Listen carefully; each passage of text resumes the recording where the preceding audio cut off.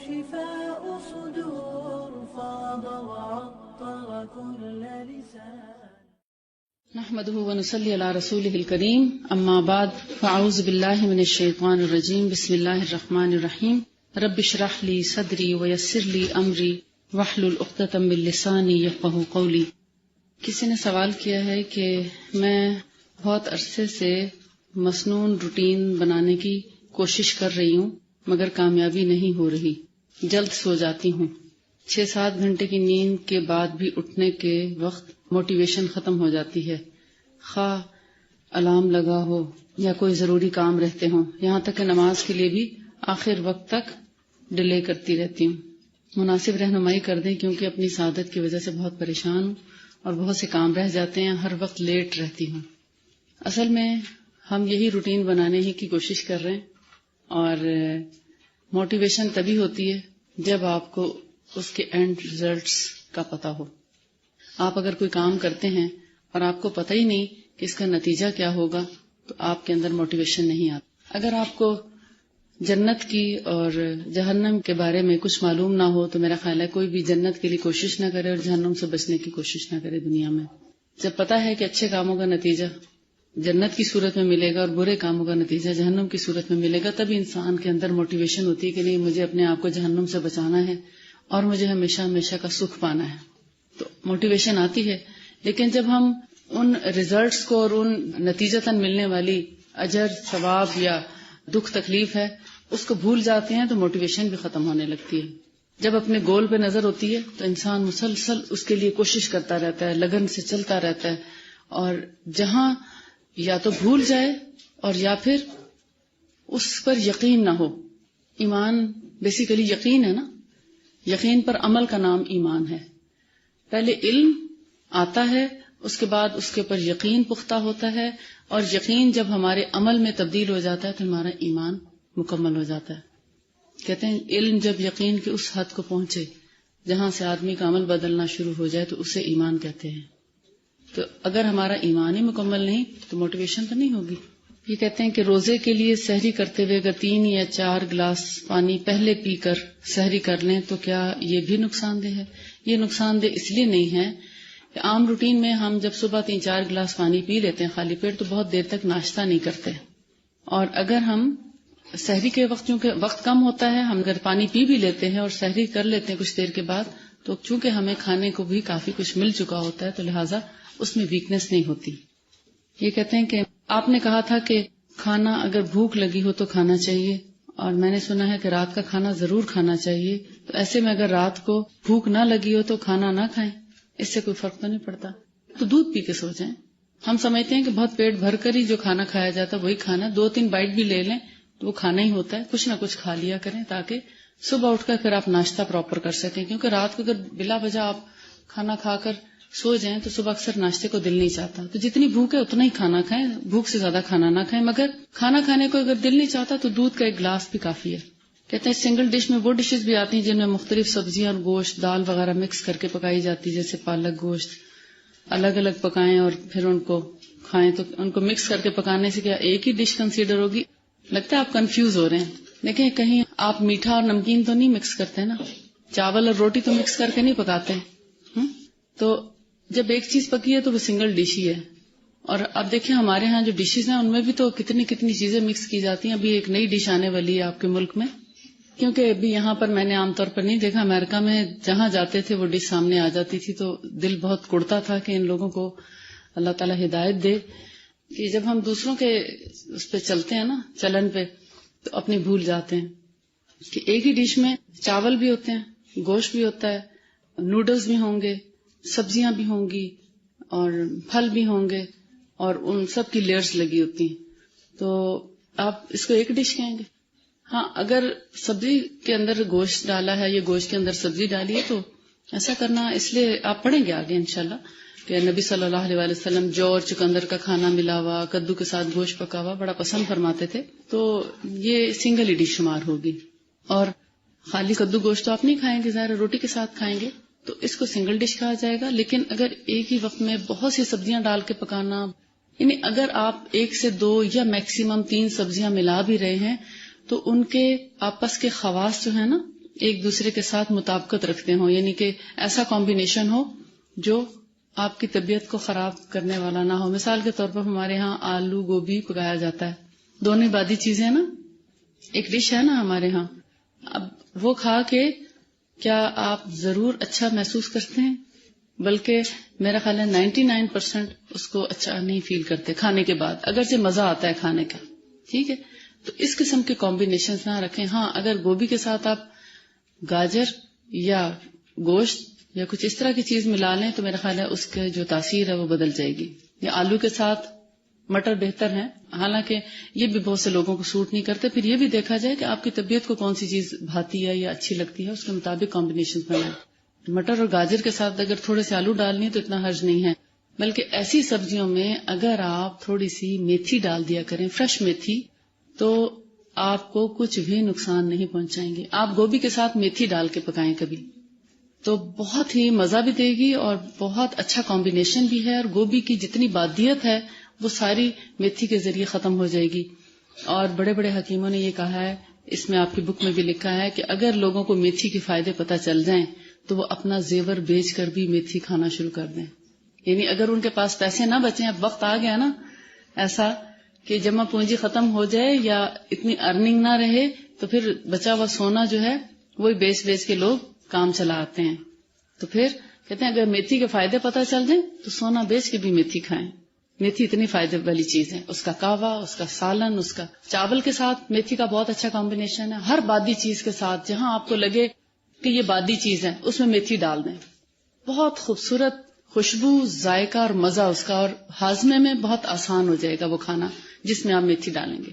اور میتھی کچی بھی سلاد کے اندر رکھی جا سکتی ہے، جیسے آپ چائے کی پتی یا سبز چائے کا کہوا بناتے ہیں، تو اسی طرح ایک کپ میں ایک ڈنڈی اس تازی میتھی کی ڈال کے کہوا بنائیں تو بہت مزے کا کہوا بنے گا. اور اگر آپ کو کسی چیز کے ساتھ بادی فیل ہونا شروع ہو گیا ہے، گیسٹرک پرابلم ہو گیا، تو اسی میتھی کا کہوا آپ پیئیں، فوراً بادی ختم ہو جاتی ہے، گیسٹرک پرابلم سالو ہو جاتا ہے. یہ کہتے ہیں ہم آئل کو ری یوز کرتے ہیں اور ہر دفعہ استعمال پر بدلتے نہیں، اس کے کیا نقصانات ہیں، اور کیا ایک دو دفعہ میں ری یوز کیا جا سکتا ہے، اس کا کوئی نقصان تو نہیں؟ جیسے عموماً لوگ کیا کرتے ہیں، کڑھائی میں آئل ڈال کے رکھ دیتے ہیں اور ہر دفعہ جب بھی چپس بنانے لگتے ہیں تو اسی آئل کو یوز کر لیتے ہیں، یا فرائنگ پین میں ڈال کے رکھ دیتے ہیں اور بار بار اسی میں انڈے فرائی کرتے رہتے ہیں. اس کے کافی نقصانات ہیں. اور ایک دفعہ جب ایک چیز پک جاتی ہے تو نبی صلی اللہ علیہ وآلہ وسلم کا معمول تھا، انہوں نے کبھی پکی ہوئی چیز کو دوبارہ گرم کر کے نہیں کھایا. یہ لوگوں نے آبزرو کیا، آپ نے اس کے بارے میں کچھ فرمایا نہیں، کیونکہ ہو سکتا ہے کبھی انسان کو یوز کرنی پڑ جائے، مگر رسول اللہ کا یہ طریقہ ہی نہیں تھا کہ کھانے کو کبھی دوبارہ گرم کر کے کھائیں. اور اگر ہم بھی ایسا کرنا شروع کر دیں تو بہت سے غریبوں کا بھلا ہو جائے.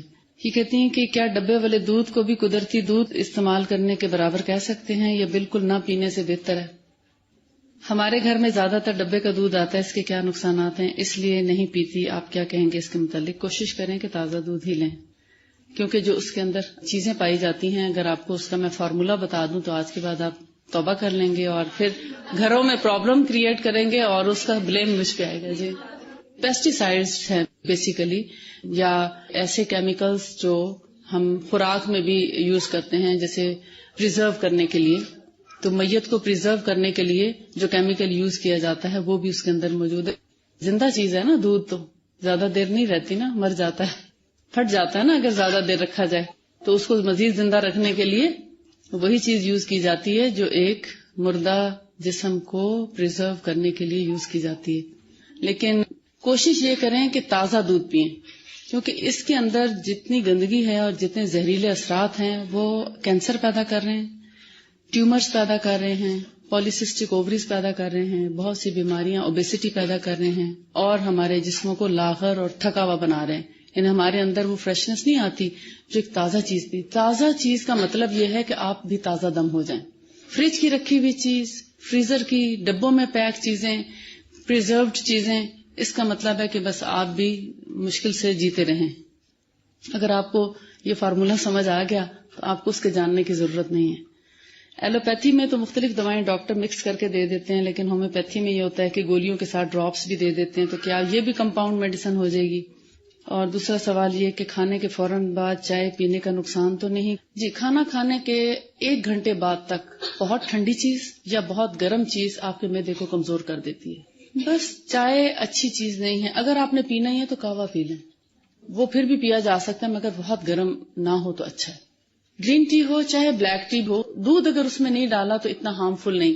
جس پتی میں دودھ ڈال دیا وہ ہارمفل ہے. لوگ کہتے ہیں نا اچھا دودھ پتی تو ٹھیک ہے نا, وہ دودھ پتی زیادہ نقصان دہ ہے اس چائے سے بھی جو آپ پانی ڈال کے بناتے ہیں. اور پھر دودھ کا بالکل نہ ڈالنا مناسب ہے بنسبت اس قہوے کے. قہوہ بہتر ہے بغیر دودھ کے. دودھ الگ پیئیں, قہوہ الگ پیئیں. دودھ کے ساتھ اس کا ایسا کیمیکل ریئیکشن ہوتا ہے جو ہمارے جسم کے لیے اچھا نہیں. ایلوپیتھی اور ہومیوپیتھی کی انہوں نے جو بات کی ہے وہ یہ کہ ویسے بہت ہی ایمرجنسی کی کیسز میں ہومیوپیتھک ڈراپس دیتے ہیں, ادروائز ہر بیماری کے ساتھ ڈراپس کی ضرورت نہیں ہوتی. اور ڈراپس والی دوائیں عموماً ہارمفل ہوتی ہیں سوائے چند ایک بیماریوں کے, جیسے اگر کسی کے پتھری ہے گردے میں تو ان کو ڈراپس دیے جاتے ہیں, یا دل کی کوئی ایسی کرونک ڈیزیز ہے یا ایسی کوئی ایکیوٹ ڈیزیز بھی ہے جس میں ڈراپس کی ضرورت پڑتی ہے, یعنی جان بچانے والی دوائیوں میں جہاں اور کوئی چارہ نہ ہو تب ڈراپس دیے جاتے ہیں. ادروائز ہر بیماری میں ڈراپس نہیں دینے چاہیے. اور اگر ایسے ڈاکٹرز جو نزلے کھانسی اور ہر بیماری کے ساتھ ڈراپس دیتے ہیں تو اس کا مطلب ہے کہ وہ صحیح طریقہ علاج سے واقف نہیں ہے, کیونکہ ہومیوپیتھی کا جو علاج ہے بیسیکلی وہ پوٹینسی پر مبنی ہے اور اس میں عموماً گولیاں ہوتی ہیں, اس میں ڈراپس نہیں ہوتے. ڈراپ صرف چند ایک بیماریوں میں کارگر ہیں, باقی جو ہیں وہ عموماً بیماریوں کو بڑھانے والے ہوتے ہیں. اور اگر آپ کو ڈراپس لینے بھی ہیں تو دوسری دوائی کے ساتھ وقفہ کر کے لیں تو وہ مکسچر نہیں بنتا. کیا شہد سے انسان موٹا بھی ہوتا ہے اگر اس کو ٹھنڈے پانی میں پئیں؟ شہد سے انسان موٹا نہیں ہوتا, شہد سے انرجی ملتی ہے, ایک طرح کا ٹونک ہے, آپ کے جسم کی کمزوریوں کو پورا کرتا ہے, انرجی بوسٹر ہے بیسیکلی. ہاں اگر اس کو دودھ میں ڈال کے پئیں تو وہ موٹا کرتا ہے, پانی میں موٹا نہیں کرتا بلکہ کچھ کم ہی کرے گا. دیکھیں جو سنت ہے اس کو سنت رہنے دیں, باقی آپ علاج کے طور پر جو چاہیں کریں, ٹھیک ہے, سنت کو نہ بدلیں. جب ایک چیز سنت کی معلوم ہوتی ہے تو فوراً شیطان آ کے ڈنڈی مارتا ہے, اس میں اب یہ بھی ڈال لیں, کوئی کہے گا لیمو ڈال لیں, کوئی کہے گا ہم اس میں کچھ اور ڈال لیں. نہیں, جو سنت طریقہ ہے اس کو آپ پہلے استعمال کر لیں اس طریقے سے, پھر علاج کے طور پر آپ جو لینا چاہیں لے لیں, اس میں کوئی حرج نہیں. جب ہونٹ سردی گرمی یا ہر موسم میں پھٹتے ہیں اور منہ سے بو بھی آئے تو کیا کریں؟ منہ سے بو آئے تو جو میں نے آپ کو سرکہ بتایا تھا, فروٹ ونیگر, پھلوں کا سرکہ, اس کو اور شہد کو ملا کے ہم وزن ملا کے اپنے باتھ روم میں رکھ دیں بوٹل میں. اور دانت چمکانے کے لیے, یعنی دانتوں کا میل کچیل صاف کرنے کے لیے, مسوڑوں کی پھلاوٹ سمجھتے ہیں, سویلنگ, مسوڑوں کا پھول جانا, مسوڑوں سے خون آنا, ماؤتھ السرز, منہ سے بدبو آنا, ان سب چیزوں کے لیے بہت اچھا ہے. ادروائز منہ سے بدبو آنے کے لیے مسواک بھی بہت اچھا ہے, اور مسواک کرتے وقت آپ کو پتا ہے کہ زبان کی جڑ پر بھی مسواک کیا جاتا ہے, صرف دانتوں پہ نہیں کیا جاتا. اور ہر موسم میں اگر ہونٹ پھٹتے ہیں اس کا مطلب آپ دودھ نہیں پیتے, تو دودھ پیا کریں, آپ کے ہونٹ پھٹنا ختم ہو جائیں گے, آپ کو کسی بھی کیمیکل کے ہونٹوں پہ لگانے کی ضرورت پیش نہیں آئے گی. ہاں قدرتی بالائی لگا لیں تو بھی اچھا ہے. ایک اور کمبینیشن میں آپ کو بتا دیتی ہوں, چہرے پہ یا ہونٹوں پہ لگانے کے لیے خاص کر آج کل کے موسم میں 2 طریقے ہیں اس کے. ایک ہے یہ ہم وزن ہی ہے, شہد, گلاب کا عرق اور سرکہ, وہی پھلوں کا سرکہ. شہد اور سرکہ ہم وزن لے لیں اور انہی کے برابر, ان سے مراد یہ ہے کہ شہد اور سرکہ جتنی مقدار میں ہوگا, مثلا 2 چمچ ہے فرض کریں, تو 2 چمچ گلاب کا عرق ڈال دیں. یعنی گلاب کا عرق دگنا ہے ان دونوں سے. اگر ایک حصہ شہد ہے ایک حصہ سرکہ ہے تو 2 حصے گلاب کا عرق ملا کر رکھ لیں. رات کو سوتے وقت چہرے پہ, ہونٹوں پہ, پاؤں پہ, ہاتھوں پہ لگانا چاہیں لگا کے سوئیں. 3 دن میں آپ کے تمام زخم, تمام کھردرا پن, خشکی, کریکس, ہر چیز ہیل ہو جائے گی اور آپ کی اسکن جو ہے وہ بالکل بیبی اسکن ہو جائے گی انشاءاللہ. اور رنکلز بھی نہیں پڑیں گے, اس کا یہ فائدہ ہے. اور جن کے بلیک ہیڈز اور وائٹ ہیڈز اور نہ جانے کیا کیا بن جاتا ہے تو اس سے بھی آپ کو نجات مل جائے گی. اب بیوٹی پارلرز کا خرچہ کم ہو جائے گا.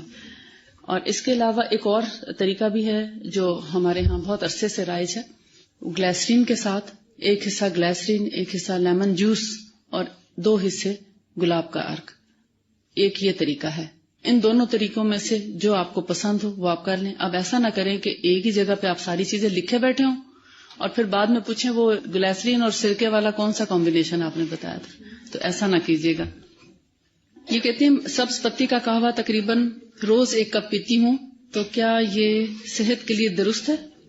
سبز پتی کا قہوہ کوئی حرج نہیں اگر آپ نے 1 کپ میں 2 سے 3 پتے ڈالے ہیں تو، اور اس کو بہت دیر تک پکایا نہیں. ابلتے پانی میں اگر 2-3 پتیاں ڈال کے آپ دم دے دیں تو اس چائے کی پتی کا کوئی حرج نہیں، ہارمفل نہیں ہے. لیکن بہت دیر تک کاڑے جانے والے قہوے نقصان دہ ہوتے ہیں. اور کہتی ہیں کہ کیا دودھ، مالٹا اور کیلے سے بلغم بنتا ہے؟ بلغمی مزاج والوں کے اندر بلغم بنتا ہے، لیکن جن کا مزاج بلغمی نہ ہو ان کو مالٹا ہیلپ کرتا ہے بلغم کے خاتمے کے لیے. کیلا اور دودھ عموماً سمجھا جاتا ہے، کچھ لوگوں کو اس سے کنجیشن ہوتی ہے، جیسے آپ کو مختلف چیزوں سے الرجی ہوتی ہے، ایسے کچھ لوگوں کو کیلے اور دودھ سے بھی ہو جاتی ہے. تو ان کو بلغم اگر کرتا ہے دودھ تو اس میں دارچینی ڈال کے پئیں تو انشاءاللہ بلغم نہیں بنے گی. دارچینی چونکہ خشک مزاج ہے، جس دودھ میں دارچینی اور تھوڑی سی الائچی اگر ڈال دی جائے، بڑی الائچی کے 2-3 بیج اور دارچینی، تو اس سے ریشہ نہیں بنے گا. اور گرم پئیں، ٹھنڈا نہ پئیں. ایک بہت خوبصورت ٹپ ہے، کسی بھی چیز سے اگر آپ کو ریشہ ہو، کیونکہ بہت سے لوگوں کو چاول کھانے سے ہو جاتا ہے، بہت لوگوں کو پراٹھا کھانے سے ہو جاتا ہے، کوئی بھی تلی ہوئی چیز کھانے سے گلے میں ریشہ چلنا شروع ہو جاتا ہے. تو ایسے لوگ اگر روٹی کا 1 بائٹ، سوکھی روٹی کا 1 بائٹ اینڈ میں لے لیں، یعنی دودھ پینے کے بعد یا چاول کے بعد یا کسی بھی ایسی لیسدار چیز کے بعد، تو ان کا گلا صاف ہو جائے گا. اور اگر بھنے چنے ہوں تو کیا ہی بات ہے، بھنے چنے تھوڑے سے چکھ لیں، گلا بالکل کلیئر ہو جائے گا. جن کے گلے میں بار بار بلغم اٹکتا ہے اور کنجیشن ختم نہیں ہوتی، تو بھنے چنے ان کے لیے نعمت غیر مترقبہ ہیں. اور اگر 2-3 چیزیں مکس کر کے رکھ لیں تو آپ کے لیے ٹونک سے کم نہیں. اس میں 1 خشخاش کے دانے، بھنے چنے اور سونف آپ کی آنکھوں کے لیے بہت اچھی ہے. کہتے ہیں نا کہ سانپ جب زمین سے نکلتا ہے اور دیکھ نہیں پاتا، اندھا ہو جاتا ہے، تو سونف کے پتوں سے اپنی آنکھوں کو ملتا ہے تو وہ دیکھنے لگتا ہے. تو اسی سے پھر قیاس کر کے سونف کو نظر کی کمزوری کے لیے جب یوز کیا جانے لگا تو بہت فائدہ پایا. پڑھنے والے لوگ اس کے ساتھ اگر بادام کا بھی اضافہ کر لیں اور کشمش کا، یعنی کبھی آپ بادام چکھ لیں، کبھی اس کے ساتھ چنے اور کشمش اصل میں ان کی خشکی کو ختم کرنے کے لیے ہے. ٹھیک، تو ان میں سے کوئی بھی چیز اگر آپ الگ الگ، کبھی چنے اور کشمش، کبھی بادام اور کشمش، کبھی خشخاش اور کشمش، اور کبھی سونف اور کشمش، یعنی ہر ایک چیز کے ساتھ آپ ایسے کر سکتے ہیں جیسے اپنے پاس وہ چھوٹی چھوٹی ہوتی نا کھانوں والی ڈش، اس میں الگ الگ ہو تو 1 سے 2 چیزیں آپ چکھ لیا کریں. لیکن سونف اگر ہر ایک چیز کے ساتھ بھی چکھ لیں تو کوئی حرج نہیں. تو یہ آپ کے گلے کو صاف کر دیتی ہیں. سونف، بادام اور مصری کے ساتھ. مصری سے اچھی ہے کشمش، جو آپ کے اعصاب کو بہت طاقت دیتی ہے. آگے جب آپ انگور کے فائدے پڑھیں گے تو آپ کو اندازہ ہوگا انگور سے بنائی جانے والی کشمش کے بھی وہی فائدے ہیں جو انگور کے ہیں. تو لہٰذا انگور بہترین پھلوں میں سے ایک پھل ہے. یعنی 3 سردار پھل شمار کیے جاتے ہیں نا، جن میں انجیر، انگور اور انار. تو انگور جو ہے وہ بہت عمدہ پھل ہے. بہت سے لوگ جن کو تھکتے ہیں نا یہاں سے، اعصابی کمزوری، ان کے لیے انگور بہت بڑا ٹانک ہے. جوؤں کے عذاب سے مکمل اور حتمی نجات کیسے ممکن بنا سکتے ہیں؟ صفائی ستھرائی سے اور روزانہ باریک کنگھی کرنے سے. اور اس کے علاوہ میں نے آپ کو جو طریقہ بتایا تھا، شہد اور سرکہ، اور اس کے ساتھ اگر تیل ملا لیں، جن کو زیادہ خشکی ہے، جن کو خشکی کا مسئلہ نہیں ہے، آئلی سکن ہے، تو ان کو صرف شہد اور سرکہ ہی کافی ہے ہم وزن. اور اگر خشکی کا مسئلہ ہے تو ساتھ میں ہم وزن تیل بھی ملا سکتے ہیں. اس کے بعد آپ 1 گھنٹے بعد جب نہائیں، نہاتے وقت باریک کنگھی کریں. اور یہ کہتی ہیں کہ کیا طاعون کی بیماری آج کل کینسر کی صورت میں ہوتی ہے یا ایک بیماری ہے؟ نہیں، ایسا نہیں ہے. طاعون ہے، پلیگ ہے، کینسر اور بیماری ہے، طاعون اور بیماری ہے. کینسر وبائی مرض نہیں ہے، طاعون وبائی مرض ہے. دونوں میں فرق ہے. یہاں پر ایک اسٹوڈنٹ تھی تو انہوں نے جب سنا خالص دودھ کا، تو دیکھیں کرنے والے لوگ کیا کچھ نہیں کرتے. انہوں نے گھر جا کے بتایا، حالانکہ گھر والے فورسز کے لوگ تھے، اس کے باوجود انہوں نے بھینسیں خریدی. ایک خاص فارم ہاؤس بنایا، میرا آبادی آپ نے سنا ہوگا G11 کے آگے. وہاں انہوں نے ایک جگہ لی اور وہاں پر پورا سیٹ اپ بنا کے گائے بھینسیں رکھی. اور نہ صرف یہ کہ خود بھی فائدہ اٹھاتے ہیں، G11 کے بہت سے لوگوں کو بھی ان سے فائدہ پہنچتا ہے. لیکن ان کا اصول ہے کہ جو اپنے دروازے سے قریب ہوگا ان کو ہم پہلے دیں گے، اس لیے وہ ہم تک نہیں پہنچے ابھی تک، کیونکہ ہم ایفیٹ میں ہیں اور وہ G11 میں ہیں. تو کہتے ہیں اتنا ہی دودھ دیں گے جتنا کہ دودھ ہوگا. تو اب اگر آپ میں سے کچھ لوگ بھی یعنی جن کے لیے فیسلٹیز کی بات ہے یا ہم خیال بنانے کی بات ہے، تو اگر کچھ لوگ یہ کام کریں، کیونکہ اس کام میں برکت بھی بہت ہے، تو یہ اپنا بھی فائدہ ہوگا اور دوسروں کا بھی فائدہ ہوگا. ہم چاہتے ہیں کہ دودھ تو ملے مگر ہم کچھ خود نہیں کرنا چاہتے. رنگوں والی جتنی غذائیں ہیں کینسر کی طرف لے کے جاتی ہیں. جتنے کھانے پینے کی چیزوں میں رنگ ہیں تمام کے تمام نقصان دہ ہیں، چاہے وہ زردے کے اندر ہیں، کیک کے اندر ہیں، پیسٹریز کے اندر ہیں، بسکٹس کے اندر ہیں، کسی بھی چیز میں ہیں، سونف میں ہیں یا سویٹس میں ہیں، ٹافیوں میں ہیں، کسی بھی چیز میں، وہ سب کے سب نقصان دہ ہیں اور سب کینسر کی طرف لے چلتے ہیں. سب سے اچھا طریقہ ہے مسواک کا، جو رسول اللہ صلی اللہ علیہ وسلم کی سنت سے ثابت ہے، جس سے آپ کی آنکھوں کی نظر بھی بہتر ہوتی ہے، ٹونسلائٹس بہتر ہوتا ہے، گلے کی خراش، ریشہ، منہ کی بدبو، مسوڑوں کا پکنا، منہ سے خام خواہ کا پانی آنا، یہ سب کچھ مسواک سے ہی سلجھ جاتا ہے. پیلو کی بھی بہت اچھی ہے مسواک. آپ دیکھتے ہیں حرم کے باہر لوگ جو لے کر بیٹھے ہوتے ہیں وہ کون سی مسواک ہوتی ہے؟ سفید رنگ کی. پیلو ہی ہوتا ہے نا، سفید رنگ کی ہوتی ہے. بظاہر دیکھنے میں وہ سخت لگتی ہے، لیکن اگر اس کو پانی میں تھوڑی دیر ڈبو کے رکھیں اور پھر اس کو آپ استعمال کریں تو سافٹ ہو جاتی ہے، اور بالکل اس کا جو برش ہے یعنی کہ اس کے جو بال ہیں وہ برش کی طرح ہی ہوتے ہیں. بہت اچھی صفائی کرتی ہے. اور ہمیشہ جب مسواک کریں تو گلے میں بھی کیا کریں، گلے کے اینڈ تک جہاں تک آپ کو پاسبل ہو، تاکہ منہ کی بدبو سے بھی بچیں. کہتے ہیں اگر ٹانگوں کی ہڈیوں میں پین ہو تو کیا کریں، کوئی علاج بتا دیں، کیونکہ بعض اوقات اس وجہ سے اٹھنے بھی نہیں ہوتا. ڈاکٹر نے کہا ہے کہ یہ کمزوری ہے، تو ایسی حالت میں کیا کرنا چاہیے؟ بیسیکلی کیلشیم کی ڈیفیشنسی ہے. کیلشیم اور وائٹامن ڈی ڈیفیشنسی جب ہوتی ہے تو یہ کیفیات پیدا ہو جاتی ہیں. ایسے میں دھوپ ضرور لگوائیں جسم کو، دودھ کا استعمال کریں اور ایکسرسائز کریں. آئیے آگے چلتے ہیں. فصل نمبر 13، پیج نمبر 81، طب نبوی میں زخموں کا طریقہ علاج. صحیحین میں ابو حازم سے روایت ہے کہ انہوں نے سہل بن سعد کو یہ کہتے ہوئے سنا کہ رسول اللہ صلی اللہ علیہ وآلہ وسلم کے زخموں کا علاج احد کے غزوہ میں کیسے کیا گیا. غزوہ احد میں رسول اللہ صلی اللہ علیہ وآلہ وسلم کے زخموں کے بارے میں انہوں نے فرمایا کہ آپ کا چہرہ مبارک زخمی ہو گیا اور آپ کے اگلے دانت ٹوٹ گئے اور خود چور ہو کر سر میں گھس گئی. وہ جو نیزہ بنا ہوتا ہے نا آگے سے نوکیلا، وہ آپ کے جبڑے میں گھس گئی تھی. حضرت فاطمہ آپ کی جو صاحبزادی ہیں خون دھوتی تھیں اور علی ابن ابو طالب آپ کے زخموں پر پانی ڈھال سے بہاتے تھے. ڈھال بھی وہ جو مشک کا منہ بنا ہوتا ہے اس پر آہستہ آہستہ ہاتھ رکھ کے پانی بہایا. یعنی زخم پر کبھی تیزی سے پانی نہیں بہانا چاہیے. ہمارے یہاں کیا کرتے ہیں، ڈبے میں پانی لے کے تیزی سے ڈال دیتے ہیں، وہ زخم اور پھٹ جاتا ہے. آہستہ آہستہ پانی بہانا چاہیے تاکہ زخم مزید نہ کھلے. جب حضرت فاطمہ نے دیکھا کہ خون بند ہونے کی بجائے بڑھتا جا رہا ہے تو آپ نے چٹائی کا ایک ٹکڑا لے کر جلا دیا. جب وہ راکھ ہو گیا تو آپ نے زخموں پر اسے چپکا دیا جس سے خون بہنا بند ہو گیا. چٹائی کون سی تھی؟ کہتے ہیں گون کی بنی ہوئی چٹائی ہوتی ہے. یہ ایک ایسا تنکا ہوتا ہے جس کے اندر ہول ہوتا ہے. سمندر کے کناروں پر اگنے والی ایک گھاس ہے جس کے بہت بڑے بڑے ٹہنیاں ہوتی ہیں، لمبی لمبی جھاڑو کی طرح، جیسے ہمارے درب کا جھاڑو نہیں ہوتا اس طرح، یا بانس کے جھاڑو سے بھی بڑے بڑے اس کے تنکے ہوتے ہیں. اس سے چٹائیاں بنائی جاتی تھیں. اب تک بھی ہمارے پرانے گاؤں دیہاتوں میں جو مسجدوں میں چٹائیاں بچھی ہوتی ہیں سافٹ والی، اتنی موٹی موٹی، جن کے کنارے چٹیا کی طرح بنے ہوتے ہیں اور اندر اس کے کچے ٹانکے سے ان کو سلائی کر کے ایک چٹائی بنائی جاتی ہے. لمبی لمبی چٹائیاں بنی ہوتی ہیں اور ہمیشہ چوڑائی کے رخ پر بنائی ان کی ہوتی ہے. اس کو گون کہتے ہیں. اس کی جو اندر کی سکن ہے، اندر کا جو حصہ ہے وہ بڑے خشک اور رواں دار سا ہوتا ہے. جیسے کانا ہوتا ہے نا، کانا تو اندر سے فل کیا ہوتا ہے نا، پورا بھرا ہوتا ہے. اس کا اندر ہول ہوتا ہے، ہوا گزرتی رہتی ہے اس کے اندر سے، جیسے دب کے جھاڑو میں نہیں ہوتا. اب دیکھیں اس کے اندر ایک سوراخ ہوتا ہے، وائٹ جھاڑو جو ہوتا ہے. اب تو استعمال نہیں کیا جاتا، لیکن پہلے وہی جھاڑو استعمال کیے جاتے تھے کیونکہ ان سے صفائی بہت اچھی، مٹی خوب اچھی طریقے سے سمٹ جاتی تھی. اب اس کی جگہ پھول جھاڑو آ گئے، لیکن اسی طرح کی وہ شکل ہوتی ہے. اس کو جب جلایا جاتا ہے، خوب اچھی طرح جلا دیا جاتا ہے، تو راکھ کے اندر کوئی ریزہ نہیں رہتا اس کا. یعنی اس کا جو اتنی سافٹ راکھ ہوتی ہے کہ جب زخم پہ لگائی جاتی ہے تو ایسا چپکتی ہے زخم کے اوپر کہ خون بند کر دیتی ہے، لیکن آسانی سے اتر بھی جاتی ہے.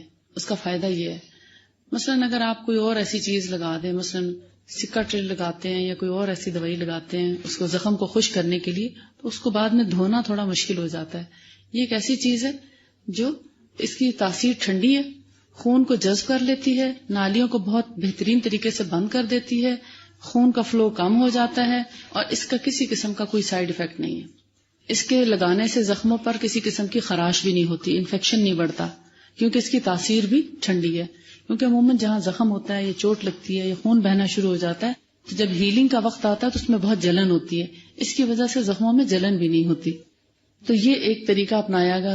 جیسے سر میں چوٹ لگتی ہے تو ایک دم ہڈی بعض اوقات کریک ہو جاتی ہے یا پھٹ جاتی ہے یا زخم ایسا لگتا ہے کہ اچھا خاصا وہ کھل جاتا ہے. تو کھلے ہوئے زخموں میں اس گون کی راکھ بھرنا بہت ہی عمدہ علاج ہے، فرسٹ ایڈ ہے. اس کو آپ پہلے سے بھی جلا کے رکھ سکتے ہیں، اور یہی راکھ آپ 2-3 اور چیزوں سے بھی لے سکتے ہیں. کیونکہ اب گون کے تنکے اگر نہیں ملتے تو کھجور تو ہر جگہ اویلیبل ہے، کھجور کے درخت اویلیبل ہیں. کھجور کے درخت کی ایک ٹہنی، سوکھی ٹہنی آپ لے لیں اور اس کے پتوں کو جلا کر بھی آپ اسی طرح کی راکھ استعمال میں لا سکتے ہیں. اس کے علاوہ پٹسن آپ سمجھتے ہیں جن بوریوں میں گندم آتی جاتی ہے، بڑی بوریاں ہوتی ہیں نا پٹسن کی، سیبا، شاید آپ سیبے سے واقف ہوں. اس پٹسن کو یا سیبے کو جلا کر بھی، اس بوری کو جلا کر بھی بالکل سیم اسی کوالٹی کی راکھ آپ حاصل کر سکتے ہیں، اور وہ بھی زخموں کے لیے بہت فائدہ مند ہے.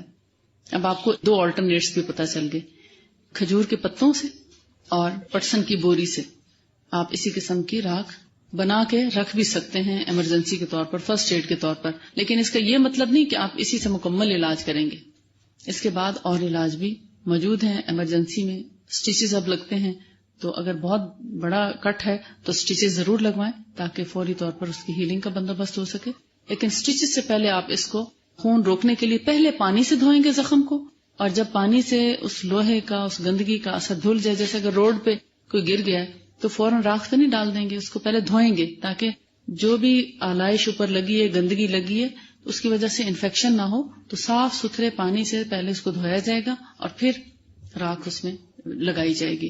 لیکن چھوٹے موٹے زخموں میں نبی صلی اللہ علیہ وآلہ وسلم کا طریقہ تھا، مہندی لگایا کرتے تھے. اس میں مہندی کا پاؤڈر، یعنی مہندی کو پیس کے. اب ہمارے ہاں چونکہ عام طور پر کیمیکل والی مہندی ہوتی ہے تو اس لیے ہم زخموں میں اس کا رسک نہیں لے سکتے. ہاں، مہندی کے پتے لیں، ان کو گھر میں گرائنڈ کر کے چھان کے آپ فرسٹ ایڈ کے طور پر رکھ سکتے ہیں، اور اس کے اندر تھوڑا پانی ملا کے پھٹی ہوئی ایڑیوں میں بھی لگا سکتے ہیں. لیکن ایڑیوں میں لگانے کے لیے اس میں آئل بھی ضرور ڈالیں. اور اگر ویسے کسی زخم کو خشک کرنا مقصود ہے، کوئی ایسا پھوڑا پھنسی ہو جو ٹھیک ہونے میں نہ آتا ہو، تو اس میں بھی آپ مہندی کے پاؤڈر کا استعمال کر سکتے ہیں. لیکن میں آپ کو پھر یہی کہوں گی، بنے بنائے پاؤڈر پر انحصار نہ کریں، اس کا رسک نہ لیں. اس کا معلوم نہیں کہ اس کے اندر رنگ کو بڑھانے کے لیے کیا کیا چیزیں استعمال کی ہیں، کہیں آپ کے زخم کو مزید خراب نہ کر دے. اس لیے مہندی کے پتے لے کے پاؤڈر خود تیار کریں. بازار کے پاؤڈر میں آپ کے لیے ریکمینڈ نہیں کروں گی کہ آپ بازار سے بنا بنایا مہندی کا پاؤڈر لیں. فصل نمبر 14 ہے شہد، حجامہ اور داغنے کے ذریعے نبی صلی اللہ علیہ وآلہ وسلم کا طریقہ علاج. یعنی ایک علاج شہد سے کیا جاتا ہے، سب سے پہلے بیمار ہونے سے پہلے اصل میں زیادہ تر شہد سے علاج کیا جاتا ہے حفظ ما تقدم کے طور پہ. حجامہ، کوئی زہریلا اثر ہو، جسم میں درد ہو، خاص طور پر سر اور اسپائنل کارڈ کا، کمر کا، کمر کے درد میں خاص طور پر، اور کسی بھی بیماری کے لیے عام طور پہ حجامہ کرایا جا سکتا ہے. داغنے کا مطلب ہے کاٹری، یعنی جسم کو کسی بھی چیز سے، جیسے آج کل الیکٹرک شاک سے، اور پہلے زمانے میں ابلتے ہوئے تیل میں، یعنی کسی بھی ایسی گرم چیز سے اس کو داغ کے، یا پھر سلائی یا سلاخ اس کو گرم کر کے تو اس زخم پہ لگایا جاتا تھا. اگر کوئی ایسا گندا زخم جیسے سرطان ہو جاتا یا کوئی ایسا گندا پھوڑا نکل آتا جو ٹھیک ہونے میں نہ آتا، تو اس کے جو ہول ہے اس کو گرم لوہے سے داغ دیا جاتا تھا تاکہ اس کے اندر سے مواد رسنا بند ہو جائے، اس کے مسام بند ہو جائیں. نبی صلی اللہ علیہ وآلہ وسلم نے اس کی اجازت دی تو ہے، مگر آخری حربے کے طور پر، پہلے علاج کے طور پر اس کی اجازت نہیں دی، اور اس کو کئی جگہوں پر آپ نے ناپسند بھی فرمایا ہے. لیکن جہاں کہیں مجبوری کی بات تھی اور صحابہ کرام کو آپ نے ریکمینڈ بھی کیا. اس کا یہ مطلب نہیں ہے کہ کنٹراڈکشن ہے، اس کا مطلب یہ ہے کہ ہر چھوٹی موٹی چیز پر اگر فرض کرے پمپل نکل آیا تو آپ اس کو جلانے لگ گئے تو آپ کا تو چہرہ جو ہے بدنما ہو جائے گا. تو نبی صلی اللہ علیہ وسلم نے اپنی امت کو بدشکل ہونے سے بچانے کے لیے اس کو ناپسند فرمایا. لیکن اگر کبھی کوئی 1000 یا لاکھ میں سے ایک شخص ایسا ہے جس کا زخم ٹھیک ہونے میں نہیں آتا اور کاٹری کی ضرورت پڑتی ہے تو پھر اس کی اجازت دی. ٹھیک ہے, اب آپ سمجھ گئے, کنٹراڈکشن نہیں ہے. ہمارے اپنی بھلائی کی خاطر آپ صلی اللہ علیہ وسلم نے اس کو پہلے علاج کے لیے پسند نہیں فرمایا, آخری علاج کے طور پر پسند فرمایا. جیسا کہ صحیح بخاری میں ہے کہ شفا کے 3 ذریعے ہیں: شہد کا استعمال, پچنا لگانا حجامہ کپنگ وغیرہ کو کہتے ہیں, اور داغ لگانا یعنی کاٹری کرانا. اور آپ نے یہ فرمایا کہ داغ دینے سے میں اپنی امت کو روکتا ہوں, یعنی میکسیمم اوائڈ کیا جائے, لیکن اگر کوئی چارہ نہ ہو تو پھر کاٹری کرائی جائے. اور یہ بخاری ہی کی حدیث ہے کہ آپ نے فرمایا کہ میں داغنا پسند نہیں کرتا, ما احب ان اکتوی, کیونکہ کاٹری کرنے سے مریض کو تکلیف پہنچتی ہے, فائدہ کم نقصان زیادہ ہو جاتا ہے. لہذا ہر چھوٹے بڑے علاج کے لیے کاٹری نہیں کرائی جائے گی, جہاں بہت ہی ضروری ہو وہاں پر کاٹری کرائی جائے گی. فصل نمبر 15, پچھنا لگانا. جو پہلی حدیث ہے حجامہ کے بارے میں, سنن ابن ماجہ کی حدیث کہ رسول اللہ صلی اللہ علیہ وسلم نے ہدایت فرمائی کہ میں اس رات جس رات مجھے معراج میں لے جایا گیا, جب بھی کسی گروہ پر گزرتا وہ کہتے کہ اے محمد اپنی امت کو حجامہ کا حکم دو. اور یہ صحیحین کی حدیث ہے, اس کو ہم دیکھتے ہیں. صحیحین میں طاؤس کی حدیث سے جو ابن عباس سے مروی ہے, ان کے الفاظ یہ ہیں کہ نبی صلی اللہ علیہ وآلہ وسلم نے پچنا لگوایا اور حجام کو اس کی اجرت دی, یعنی کپنگ کرائی اور اس کا معاوضہ بھی دیا. اور صحیحین میں یہ حدیث حمید الطویل بروایت انس بن مالک مروی ہے کہ نبی صلی اللہ علیہ وآلہ وسلم کو پچنا ابو طیبہ نے لگایا. آپ نے بطور اجرت 2 صاع غلہ دیے جانے کا حکم فرمایا اور اپنے غلاموں سے گفتگو فرمائی.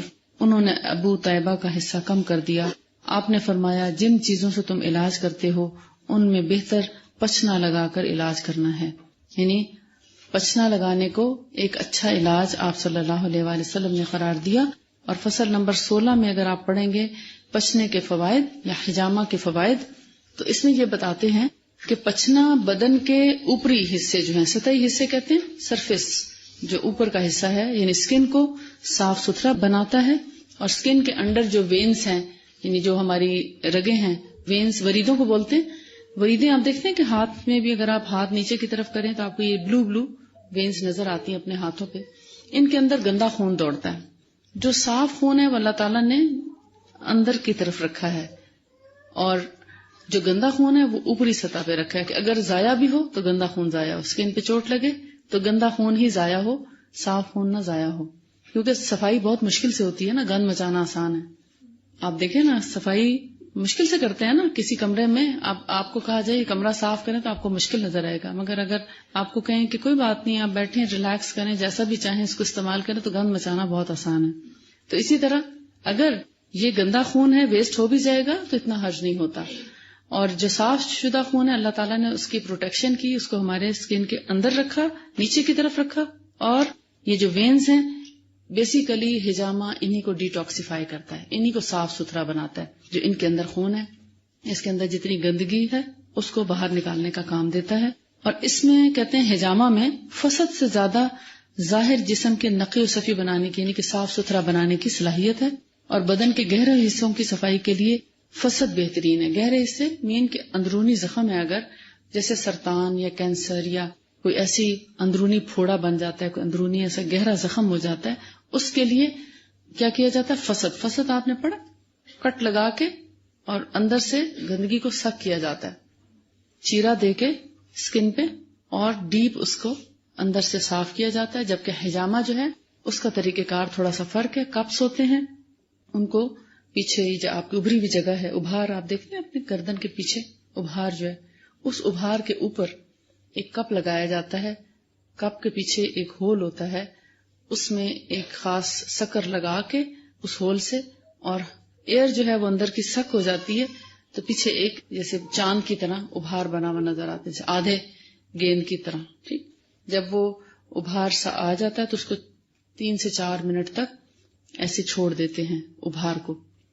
اس کے اندر گندا خون آ جاتا ہے, ادھر ادھر کی جو ہوا ہے یا گیسٹرک ہیں یا ایئر لاک جیسے ہو جاتی ہیں، کبھی کبھار ایسا درد شروع ہو جاتا ہے کسی دوا سے نہیں جاتا، تو جب وہ اس سے سکشن کی جاتی ہے 3-4 منٹ کے لیے اس کو چھوڑا جاتا ہے، پھر اس کپ کو اتار دیا جاتا ہے. ایک خاص طریقہ ہے، اور جب اس کو اتارا جاتا ہے تو ابھار تھوڑی دیر کے لیے قائم رہتا ہے.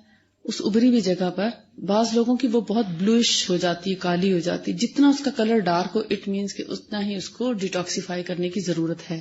اس میں بہت باریک باریک کٹ لگائے جاتے ہیں، 15 سے 17 کٹس لگائے جاتے ہیں ایک ابھار پہ، بہت چھوٹے چھوٹے بلیڈ کے ساتھ، بہت باریک بلیڈ کے ساتھ. پھر دوبارہ وہاں پر کپ لگایا جاتا ہے اور اس سے سکشن کی جاتی ہے، تو اس سکن سے ہلکا ہلکا خون رسنا شروع ہوتا ہے، بہت مائنر سا. زیادہ تر پانی اور ایئر ہی آتی ہے مگر بلڈ بھی آتا ہے. تو وہ جو گندا خون ہے سم ٹائم ایسے کلاٹ کی شکل میں آ رہا ہوتا ہے، وہ جو ریلیز ہوتا ہے اس سے بہت سی تکالیف میں سکون آ جاتا ہے. اس کو کہتے ہیں پسنا لگانا. پرانے زمانے میں جونکیں بھی لگا دی جاتی تھی. جونک آپ سمجھتے ہیں؟ ایک کیڑا ہوتا ہے سانپ کی شکل کا چھوٹا سا، مگر وہ اس وقت تک لگا رہتا ہے جب تک کہ وہ پوری طرح اس کا پیٹ بھر نہیں جاتا، وہ خون پیتا رہتا ہے، لیکن اس کے کاٹنے کا کوئی خاص درد نہیں ہوتا. اس کو اتارنے کے لیے بھی گرم گرم سلائی لگائی جاتی ہے، تب وہ اترتا ہے، ورنہ وہ اترتا نہیں اس سے پہلے. تو وہ بھی ایک طریقہ ہے، لیکن حجامہ سب سے بیسٹ طریقہ ہے ان سارے طریقوں میں سے. ابھی تک پاکستان میں اس علاج کو بطور رواج عام نہیں کیا گیا، لوگ جانتے ہی نہیں اس کے بارے میں کہ یہ بھی کوئی طریقہ علاج ہے، لیکن سنت طریقہ علاج ہے. آپ صلی اللہ علیہ وسلم نے کروایا، سر درد میں کرایا. جب یہودی عورت نے زہر کھلانے کی کوشش کی تھی تو اس کے بعد بھی آپ نے اس کو کروایا. تو یہ جسم کو بیسیکلی ڈیٹاکسیفائی کرتا ہے، زہریلے اثرات اس سے نکلتے ہیں اور جسم ہلکا پھلکا ہو جاتا ہے، دردوں سے نجات ملتی ہے. یہ میں سعودیہ سے سیکھ کے آئی تھی، لیکن میرے پاس ٹائم نہیں ہے کیونکہ میرا اپنا کام اتنا ہے کہ میں اس کو بطور علاج نہیں کر سکتی. اس لیے اگر آپ میں سے کوئی سیکھنا چاہیں تو آپ اپنی انچارج سے بات کر سکتے ہیں، ان کو اپنا کانٹیکٹ نمبر دے سکتے ہیں اور ان کے ذریعے پھر ہم اس کا کوئی اہتمام کر سکتے ہیں. آپ صلی اللہ علیہ وسلم نے فرمایا، ایک اور حدیث میں ہے کہ بہترین دوا حجامہ اور فسد ہیں. یعنی اگر جسم کے اندر کوئی ایسا زہریلا مادہ ہے یا کوئی ایسا زہریلا زخم ہے تو فسد کرا کے اس کو ڈائریکٹ نکالا جا سکتا ہے، بجائے اس کے کہ آپ اینٹی بایوٹک کھا کھا کے اپنے پورے جسم کو نقصان پہنچائیں. بہتر ہے کہ اس گندگی کو لوکلی خارج کر دیا جائے. استفراغ، یہ بھی استفراغ کا ایک طریقہ ہے نا. استفراغ آپ نے پڑھا تھا نا، جسم کو کسی بھی گندگی سے فارغ کرنا، اس کو فراغت دینا. مونڈھوں کا پچنا کندھے اور حلق کے درد کے لیے بھی مفید ہے. بیسیکلی اس کو کہتے ہیں، جو بھار ہے نا اس کو سننا سپاٹ کہتے ہیں. یعنی نبی صلی اللہ علیہ وسلم نے یہاں پر پچنا لگوایا، اس لیے اس کو تمام دنیا میں سننا سپاٹ کا نام دیا جاتا ہے کہ یہ سنت طریقہ ہے یہاں پر پچنا لگانے کا. اور آپ صلی اللہ علیہ وسلم اپنی گردن کے پہلوی حصوں اور گردن کے زیری حصوں پر، یعنی پہلوی حصے سائڈز ہوتے ہیں اور زیری حصے نیچے کے حصے گردن کے ساتھ ساتھ، ان پر بھی پچنا لگوایا کرتے تھے. صحیحین میں حضرت انس ہی کی روایت ہے کہ رسول اللہ صلی اللہ علیہ وسلم 3 بار پچنے لگواتے، 1 بار اپنے مونڈے پر اور 2 بار گردن کے پہلوی حصوں پر. بیسیکلی جب ایک کپ لگایا جاتا ہے تو اس کو 1 سے 3 دفعہ تک لگایا جاتا ہے، جب تک کہ اس کے اندر سے پانی کا رسنا بھی بند نہیں ہو جاتا. یعنی پہلے بلڈ آتا ہے اور پھر اس کے بعد تھوڑا تھوڑا پانی کا قطرہ آنے لگتا ہے، جیسے پسینہ آتا ہے جسم کو. تو جب وہ پانی آنا بھی رک جاتا ہے تو پھر اس کو لگانا بند کر دیتے ہیں، یعنی اس کا مطلب اب مزید کچھ نہیں نکلے گا. اور ایک اور حدیث میں ہے کہ آپ نے پچنا لگوایا جبکہ آپ محرم تھے، یعنی احرام کی حالت میں تھے. اور پچنا آپ نے سر درد کی وجہ سے لگوایا تھا جو آپ کو تھا یا جس سے آپ متاثر تھے. یعنی آپ کو احرام کی حالت میں سر میں درد ہوا تو آپ نے بجائے کوئی دوا کھانے کے حجامہ کروایا یا پچنا لگوایا. اور حضرت علی نے فرمایا کہ جبرائیل علیہ السلام پہلوے گردنوں دوش کے حجامہ کا حکم لے کر نازل ہوئے. پہلوے یعنی گردن کے سائڈز، ان پر حجامہ کروانے کے لیے آپ کے پاس اللہ کا حکم لے کر نازل ہوئے. ان سب چیزوں سے آپ کو کیا پتا چلتا ہے کہ یہ ایک سنت علاج ہے اور اس کے کرانے میں کوئی حرج نہیں. اگر آپ کو موقع ملے تو بطور سنت علاج کے آپ اس کو کروا سکتے ہیں. اور آخری حدیث جو ہے اس میں کہ حضرت جابر نے بیان کیا کہ رسول اللہ صلی اللہ علیہ وآلہ وسلم نے اپنے کولے پر پسنا لگوایا اس لیے کہ کولا موچ کھا گیا تھا. ہو سکتا ہے یہاں پہ کوئی ایسا بل پڑ گیا ہو جیسے چک نہیں پڑ جاتی, ہو سکتا ہے چک پڑ گئی ہو, تو پھر آپ نے اپنے کولے پر پسنا لگوایا. اس کا مطلب یہ ہے کہ جسم کے کسی بھی حصے پر پسنا لگوایا جا سکتا ہے. ایون ٹخنوں کے آس پاس بھی لگایا جاتا ہے, ٹانگوں میں, گھٹنوں کے آس پاس, اور جسم کے مختلف حصوں میں, بازوؤں میں, ہاتھوں میں, بہت سی جگہوں پہ پسنا لگایا جا سکتا ہے. یہ پوری ایک سائنس ہے اور اس کا پورے باڈی کی ڈیٹیل ہے, کس بیماری میں کون سی جگہ پر آپ پسنا لگائیں. حتیٰ کہ اب تو تھائرائڈ اور شوگر اور بلڈ پریشر اور نہ جانے کیسی کیسی یعنی کمپلیکیٹڈ بیماریوں کے لیے بھی انہوں نے پسنا کے لیے پوائنٹس نکال لیے ہیں. ایسے جیسے پریشر پوائنٹس تھراپی ہے کہ اگر کسی کو سائنس کا پرابلم ہے تو وہ اپنے انگلیوں کی جو ٹپس ہیں ان کو پریس کر کے رکھیں, یعنی تھوڑی تھوڑی دیر کے لیے اپنے جو انگلیوں کے یہ جو ٹپس ہیں ان کو پکڑیں, یعنی ایک ایک منٹ کے لیے آپ ایک انگلی کے اس کو پکڑ کے چھوڑ دیں اور پھر دوسری کو شروع کریں, تو آپ دیکھیں گے تھوڑی دیر میں آپ کا سانس بحال ہو جائے گا بغیر کسی دوا کے, بغیر انہیلر کے. بعض دفعہ ایسا تو انہیلر ختم ہو جاتا ہے, لانے والا کوئی نہیں, اب کیا کریں. تو یہ بھی ایک تھراپی ہے. آپ پوری کی پوری 10 انگلیوں کو اسی طرح پریشر دے کے اور ان کے بالکل جو کنارے ہیں یعنی ناخن کے ساتھ والی جو جگہ ہے نا, آدھا پور کہہ لیں اگلا, ان کو ایسے خوب زور سے پریس کر کر کے ایک ایک منٹ کے لیے چھوڑیں تو آپ کا سائنس جو ہے وہ کھل جاتا ہے. یا ایستھما کا اگر پرابلم ہے اور آپ کو انہیلر نہیں مل رہا یا کوئی ایمرجنسی کا ٹریٹمنٹ نہیں مل رہا تو گھر بیٹھے آپ پریشر تھراپی کر سکتے ہیں. اور بھی بہت سی بیماریوں, جیسے میں نے اس دن سر درد کا آپ کو بتایا تھا, تو بہت سی بیماریوں کے لیے ہمارے پریشر پوائنٹس ہیں. اور دیکھیں اللہ کی رحمت کیا ہے کہ عورتوں کو ڈپریشن اور سٹریس اور پریشانی سے بچانے کے لیے ہمیں ایسے کاموں میں لگایا ہے کہ وہ کام بھی ہمارے لیے رحمت ہیں. کیوں؟ جب ایک عورت آٹا گوندتی ہے تو اس کے ہاتھوں کے سارے پریشر پوائنٹس جو ہے نا وہ دبتے ہیں. ہاں, کتنا اچھا وہ مطلب ایک ایکسرسائز ہے نا. نہ صرف ہاتھوں کے بھی وہ جو پریشرز ہیں اس کو ایک طرح سے سٹریس سے نکالتے ہیں, پھر سروائیکل کی بھی اچھی ایکسرسائز ہے. وہ جو بار بار ہلتی ہے تو یہ سروائیکل اس میں خوب اچھا خون گردش کرتا ہے. اور نہ صرف یہ بلکہ لوور بیک اس کی بھی بڑی اچھی ایکسرسائز ہوتی ہے. تو گویا اچھا خاصا پورے جسم کی ایکسرسائز ہوتی ہے آٹا گوندنے سے. اور خاص طور پر ہاتھوں کے جو پورے ہاتھوں کی ایک ایکسرسائز ہے اس سے ہم صبح سویرے سارا سٹریس ریلیز کر کے اور پھر جب ناشتہ کرتے ہیں تو بہت یعنی ایک اچھا ایفیکٹ ہوتا ہے پورے گھرانے پہ. اب آٹا گوندنے کی مشینیں آ گئی ہیں اور آہستہ آہستہ عورتیں جو ہیں وہ سٹریس کا شکار ہوتی چلی جائیں گی. پھر نیند کا مسئلہ ہو جائے گا, جیسے کہ باہر کے ملکوں میں ہے ٹرینکلائزرز لے کر خواتین سوتی ہیں, اور باہر کی عورت پہ بہت زیادہ بوجھ ہے, بہت پریشانی ہے, لیکن اس کو کوئی راستہ نظر نہیں آتا. ہاں, جن کو اللہ ہدایت دے دے یا جن کے اندر ہدایت کی طلب ہوتی ہے اللہ ان کو ہدایت دے دیتا ہے, اسلام قبول کر لیتے ہیں اور اللہ تعالیٰ ان کو فائدہ دنیا کا بھی پہنچاتا ہے اور آخرت کا بھی. مگر ہم یہ سمجھتے ہیں بڑی مشکل ہے. آٹا گوندنے کو رحمت عزدی سمجھیں, اللہ کی رحمت سمجھیں. آٹا گوندنا, روٹی پکانا عورت کے لیے بہت ہی خوبصورت ہیلدی ایکسرسائز ہے صبح سویرے, اور اس کو بوجھ نہ سمجھیں, خوشی خوشی کریں. اور کھانا کھلانا ویسے بھی جنت میں لے جانے والا کام ہے, اور اس نیت سے کھانا پکائیں اور سسرال والوں کو بھی کھلائیں اور گھر والوں کو بھی کھلائیں کہ جتنے لوگ میرے ہاتھ سے کھانا کھائیں گے تو اللہ تعالیٰ مجھے اس کا اجر دے گا اور میرا ایک یعنی صدقہ ہے, صدقہ شمار ہوگا. صدقہ بھی صبح سویرے ہو جاتا ہے, ایکسرسائز بھی ہو جاتی ہے, آپ کی ہیلتھ بھی امپروو ہوتی ہے. تو اس لیے کھلے دل سے گھر کا کام کریں, خوشی خوشی کریں, اس کو بوجھ نہ سمجھیں. انہوں نے فصل نمبر 17 میں گدی پر سینگیاں کھچوانے یا پسنے لگوانے میں علماء طب کا اختلاف کیا ہے. اصل میں پوائنٹس کا اختلاف ہے. دیکھا جائے تو یہ اختلاف نہیں ہے کہ حجامہ کیا جائے کہ نہیں, بلکہ یہ اختلاف ہے کہ یہاں حجامہ کیا جائے کہ یہاں کیا جائے کہ یہاں. تو وہ پوائنٹس کا ہے, لہٰذا وہ تو ایک جب ایک شخص سیکھتا ہے تو وہ پراپر طریقے سے اس کو سیکھ کے کرنا چاہیے. نیم حکیم خطرہ جاں ہوتا ہے.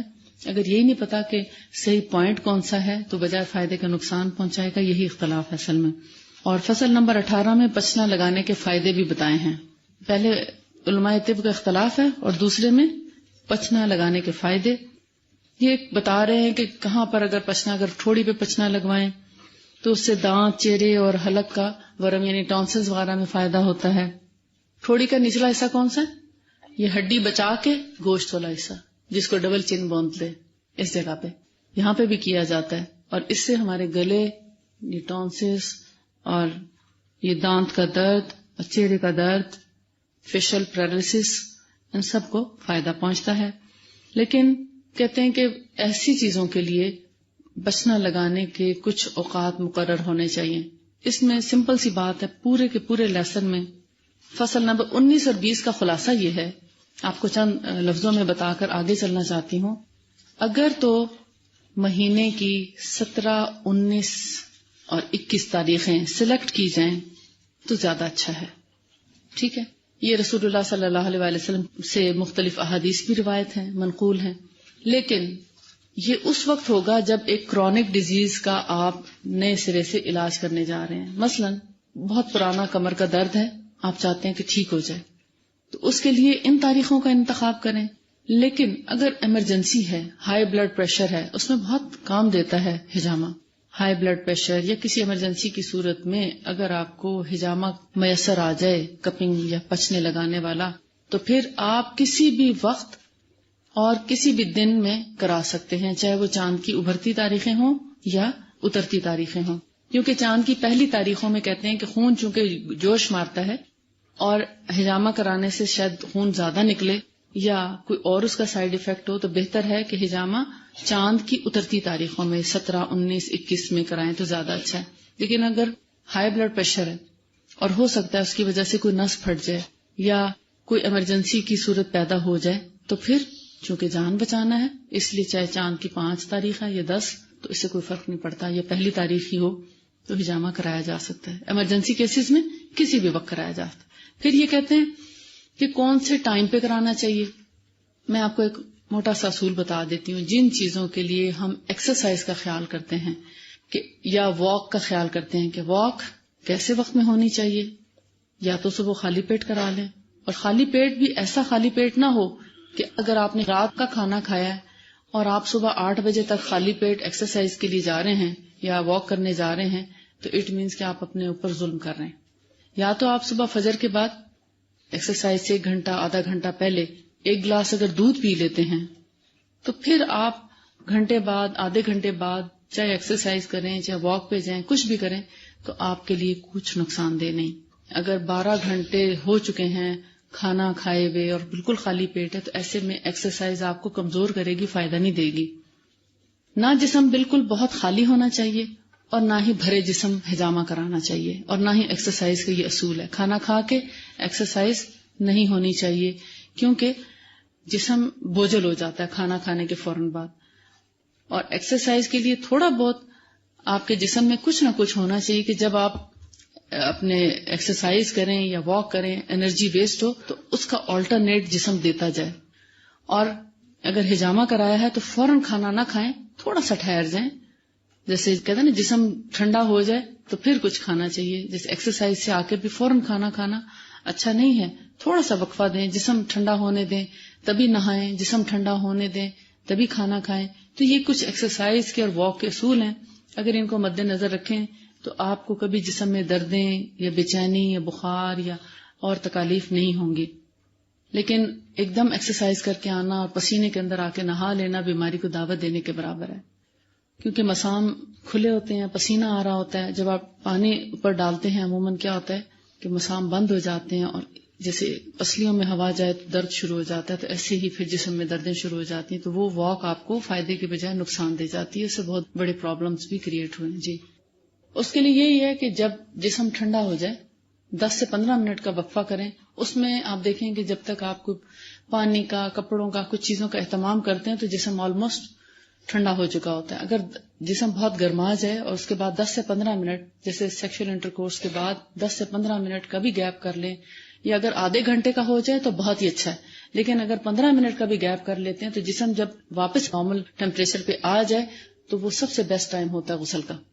لیکن اگر آپ سمجھتے ہیں کہ فجر میں آپ بہت ارلی اٹھ سکتے ہیں اور اس میں آپ کا کمرے کا ٹیمپریچر، باتھ روم کا ٹیمپریچر ایسا ہے کہ آپ کو سردی کا کوئی خطرہ نہیں، تو پھر آپ فجر سے پہلے بھی نہا سکتے ہیں. لیکن بہتر ہے کہ آپ نہا کے فارغ ہو کے سوئیں تاکہ آپ کو سٹریس یہ نہ ہو کہ صبح اٹھ کے نماز قضا ہو جائے گی. کیونکہ ایسا بھی بعض اوقات ہوتا ہے 10 منٹ پہلے آپ کی آنکھ کھلی، اب اگر نہاتے ہیں تو نماز جاتی ہے، نماز پڑھنے کا ٹائم ہے تو نہا نہیں سکتے. تو بہتر ہے کہ آپ ٹینشن ریلیز کر کے سوئیں، ریلیکس ہو کے، کہ اگر 10 منٹ پہلے بھی آنکھ کھلتی تو آپ نماز کو پا سکتے ہیں. تو ہمیشہ یعنی دوہرے فائدے حاصل کرنے کے لیے آپ کو پلاننگ کی ضرورت ہوتی ہے. اکیلا فائدہ آپ کو بغیر پلاننگ کے کبھی کبھار مل جاتا ہے چانس کے. 100% فائدے حاصل کرنے کے لیے تھوڑا سا پریپیئر کرنا پڑتا ہے، اپنی پلاننگ کرنی پڑتی ہے. فصل نمبر 21 میں ہے روزے دار کے لیے پسنا لگوانے کا جواز. اس کا خلاصہ یہ ہے کہ چونکہ نبی صلی اللہ علیہ وآلہ وسلم نے روزے کی حالت میں پسنا لگانے کی اجازت دی اور احرام کی حالت میں خود بھی پسنا لگوایا، اس لیے حاجی کو اور روزے دار کو پسنا بھی لگایا جا سکتا ہے. اور کیا کیا جا سکتا ہے؟ اس کو اجازت ہے کہ وہ یہ دونوں کام کر سکے، یعنی روزے دار بھی اور حاجی دونوں پسنا لگوا سکتے ہیں. اور رسول اللہ صلی اللہ علیہ وآلہ وسلم نے خود بھی روزہ رکھتے ہوئے پسنا لگوایا، اس لیے اس کی روزے میں اجازت ہے. لیکن بہتر ہوگا اس کے لیے کہ روزے کی حالت میں ظہر اور عصر کا ٹائم زیادہ مناسب ہے.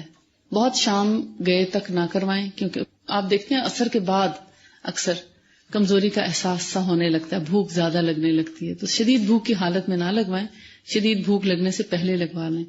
اور پسنا لگوا کے شدید ایکسرسائز یا فوری طور پر غسل بھی نہیں کرنا چاہیے، جیسا کہ ایکسرسائز کا میں نے آپ کو بتایا. جتنی احتیاط ایکسرسائز کے لیے، باڈی کو گرمانے کے لیے جن چیزوں کی ضرورت ہے، یہ جو احتیاطی تدابیر اختیار کرنی چاہیے، پسنا لگوانے کے لیے بھی بیسیکلی وہی چیزیں ضروری ہیں. اگر آپ کو واک اور ایکسرسائز کے اصول پتہ ہیں تو پھر آپ کو ہجامہ کے بھی پتہ ہونے چاہیے. دونوں کو ریلیٹ کر لیں، آپ کو کچھ مشکل نہیں لگے گا، کنفیوز نہیں ہوں گے آپ. یعنی نہانے کے فوراً بعد ایکسرسائز نہیں کرنی چاہیے اور ایکسرسائز کے فوراً بعد نہانا نہیں چاہیے. اسی طرح نہانے کے فوراً بعد ہجامہ نہیں کرانا چاہیے اور نہانے سے پہلے بھی ہجامہ نہ کرائیں، یعنی تھوڑا سا گیپ ضرور ہو. اسی طرح کھانے کے فوراً بعد نہ ہجامہ کرائیں اور نہ ایکسرسائز کریں. اب فصل نمبر 22 ہے قطع عروق اور داغ کے ذریعے نبی صلی اللہ علیہ وآلہ وسلم کا طریقہ علاج. صحیح مسلم کی حدیث جابر بن عبداللہ سے مروی ہے کہ نبی صلی اللہ علیہ وآلہ وسلم نے حضرت ابی ابن کعب کے پاس ایک معالج بھیجا، ایک حکیم بھیجا یا ڈاکٹر بھیجا. آپ کی ایک ورید کو طبیب نے کاٹا اور اسے داغ دیا. دوسری روایت میں ہے کہ سعد بن معاذ کو جب اکھل میں تیر لگا، اکھل اپر پورشن کو بولتے ہیں بازو کے، اور زخم سے خون بہنے لگا تو نبی صلی اللہ علیہ وآلہ وسلم نے اسے داغ دیا. تیر جب لگ گیا، یعنی تیر آ کے پیوست ہو گیا حضرت سعد بن معاذ کے، تو جب وہ نکالا گیا تو خون کا فوارہ پھوٹ پڑا تو آپ نے اس جگہ کو داغ دیا تاکہ خون بہنا بند ہو جائے. کیونکہ اتنی تیزی سے اگر کہیں سے خون بہنا شروع ہو جائے تو موت یقینی ہو جاتی ہے. لہٰذا خون کو فوری طور پر روکنے کے لیے، کیونکہ اس وقت سٹیچز کا یا خون روکنے والے اسپرے یا خون روکنے والی ادویات نہیں تھے، تو لہٰذا اس وقت پھر داغ دیا جاتا تھا. تو ایسے ایمرجنسی کیسز میں آپ صلی اللہ علیہ وآلہ وسلم نے خود داغ دیا اور سعد بن معاذ کے بازو پہ داغ دیا. داغ دینے سے یا گرم سلاخ لگانے سے وہاں ورم ہو گیا تو آپ نے دوبارہ اس جگہ پر داغ دیا. یعنی ایک دفعہ جب وہ لگایا تو صحیح نہیں لگا، تو آپ دیکھتے ہیں کہ جب انفیکشن اندر رہ جائے تو سویلنگ ہونا شروع ہو جاتی ہے. سٹیچز ہیں، جیسے سٹیچز لگائے جائیں، جتنے سٹیچز ٹھیک ہو جاتے ہیں ان میں کوئی ورم نہیں ہوتا، اور جس سٹیچ کے اوپر ورم آ جائے اٹ مینس کہ یہ سٹیچ صحیح نہیں لگا. تو پھر آپ صلی اللہ علیہ وآلہ وسلم نے اس جگہ دوبارہ سے داغ دیا تو وہ زخم ٹھیک ہو گیا.